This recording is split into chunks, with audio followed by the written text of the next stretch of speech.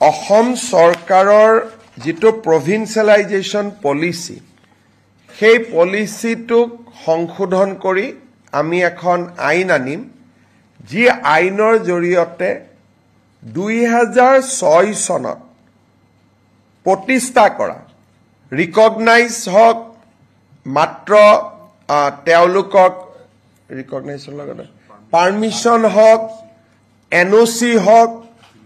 affiliation হক যিকোনো সৰকাৰি communication থাকিলে 2006 প্ৰতিষ্ঠা কৰা স্কুল কলেজ প্ৰাদেশিকৰণৰ বাবে উপযুক্ত বুলি বিবেচিত হ'ব অৰ্থাৎ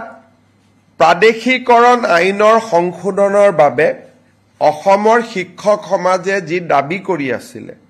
তাক আজি আমাৰ কেবিনেটত গ্ৰহণ কৰা হয়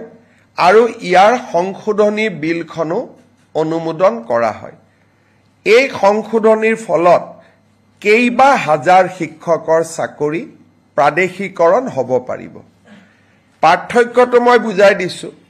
আগতে আমাৰ নিয়মটো আছিল যে 2006 চনত প্ৰতিষ্ঠা হ'ব লাগিব আৰু সকলো অনুমোদন পাব লাগিব তেতিয়াহে প্ৰাদেশিকৰণ হ'ব এতিয়া আমি কৈছো সকলো অনুমোদন নালাগে যিকোনো এখন কাগজ থাকিলে পাৰমিশনৰ কাগজ থাকক ৰিকগনাইজেশ্যনৰ কাগজ থাকক এফিলিয়েশনৰ কাগজ থাকক বা এনঅসি এখন থাকক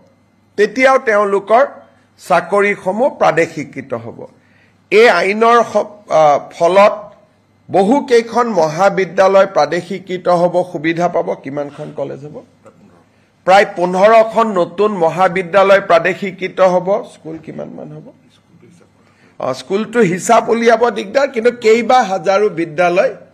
নতুনকৈ প্ৰাদেশিকৰণৰ আওতাত আহিব পাৰিব